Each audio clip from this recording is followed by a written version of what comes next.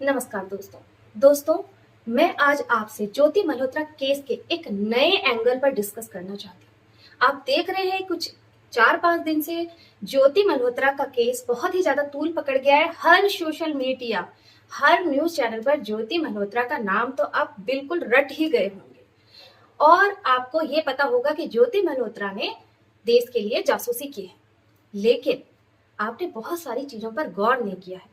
इस वीडियो में मैं उन सभी चीजों पर आपके विचार करने की क्षमता को और बढ़ाना चाहती हूँ और इसके अंदर गहराई में छुपे हुए प्रोपेगेंडा को बाहर निकाल कर लेकर आना चाहती हूँ।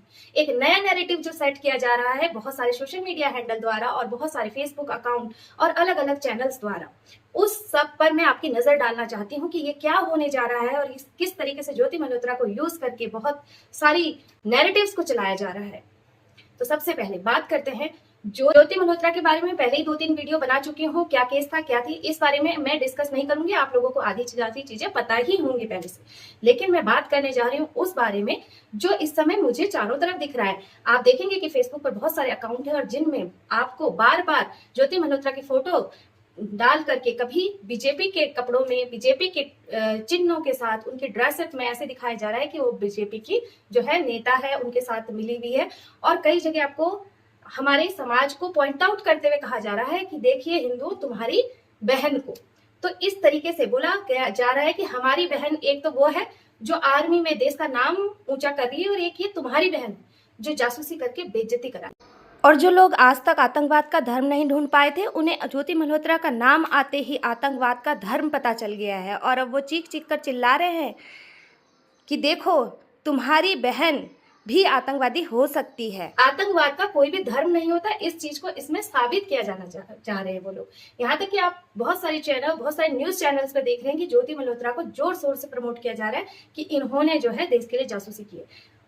लेकिन इस बारे में मेरे जो विचार हैं, आप इससे ताल्लुक रखते हैं या नहीं मुझे कमेंट बॉक्स में जरूर बताइए। लेकिन मैंने ये सोचा जो कि आप देख रहे हैं कि हिंदू समाज ने अपनी तुरंत गलती मान ली। उन्होंने कहा कि अगर इसने ऐसी गलती की है तो आप इसे सजा दीजिए, जेल में डालिए, फांसी दीजिए, कुछ भी करिए, लेकिन इनको सजा दीजिए। तो ये है हमारे समाज का बड़प्पन, जो गलती को छुपाता नहीं है, गलती मानता है। जिसने भी गलती की सजा मिलनी चाहिए। हम लोग मोमबत्ती लेकर नहीं खड़े हो जाते कि ये हमारी बेटी है तो भाई इसको माफ करो, इसकी गलती हो नहीं सकती, गलती हो गई बेचारी से, समझ नहीं आया होगा। किसी ने भी इस तरीके का प्रश्न नहीं उठाया, सबने कहा गलत किया है तो सजा मिलनी ही चाहिए। वहीं दूसरी ओर अगर ये पक्ष माइनॉरिटी का होता तो क्या होता? अफजल गुरु, कसाब, बुरहान वानी का केसेस तो आपको पता ही होगा, जिनको शहीद की दर्जा दे दिया गया है, उनके लिए मोमबत्ती गैंग निकले हैं, उनके लिए न जाने कितने कितने प्रोटेस्ट हुए हैं, बहुत सारी उनके तरफदारी में, यहाँ तक कि वकील लेके रात को, आधी रात को भी कोर्ट खुले। तो ये होता है प्रोपेगेंडा। आप समझ गए होंगे कि किस तरीके का नैरेटिव चलाया जा रहा है, किस तरीके की स्टोरीज बनाई जा रही है खुद को अच्छा साबित करने के लिए, सिर्फ एक ज्योति मल्होत्रा का केस को लेकर के। जबकि इस केस में 11 और लोग हैं, जिसमें कि सबसे पहले पकड़ी जाने वाली जो महिला है वो है गजाला, और सबसे पहले वही पकड़ी गई और उसी के द्वारा ये सारे गैंग का पर्दाफाश हुआ। और इन 11 लोगों में एक सरदार जी और शायद 2 हिंदू लड़के भी हैं और एक ये लड़की है, बाकी सब माइनॉरिटी कम्युनिटी से आते हैं। तो उनका कहीं भी किसी भी सोशल मीडिया हैंडल पर जिक्र नहीं हो रहा है, उनका किसी भी न्यूज चैनल पर जिक्र नहीं हो रहा है। उनके नामों को दिखाया तो जा रहा है लेकिन उसके बारे में ज्यादा डिटेल कहीं नहीं किसी के। आप देखिए ज्योति मल्होत्रा के पापा के इंटरव्यू हर न्यूज चैनल ने लिए हैं, लेकिन इन लोगों के घर वालों से किसी की पूछताछ नहीं, किसी का इंटरव्यू आपको नहीं दिखेगा।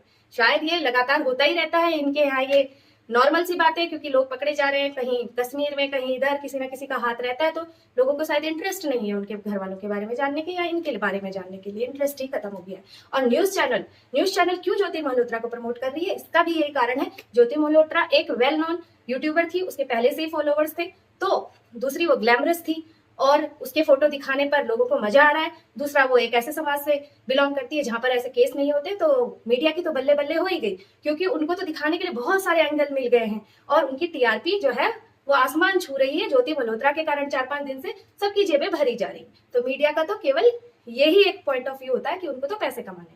लेकिन दूसरी तरफ जो लोग इसकी आड़ में अपने आप को बचाना चाहते हैं, उन लोगों को तो मेरा यही जवाब है कि हिंदू समाज कभी भी गलत करने वाले को स्वीकार नहीं करता है और गलती करने वाले को हमेशा सजा की मांग करता है। हम लोग, हमारी यही ताकत है कि हम कभी भी गलत का सपोर्ट नहीं करते, चाहे वो अपना ही क्यों ना हो।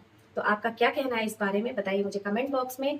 मिलते हैं इसी प्रकार के किसी और आंखें खोल देने वाले मुद्दे के साथ। तब तक के लिए जय हिंद, नमस्कार।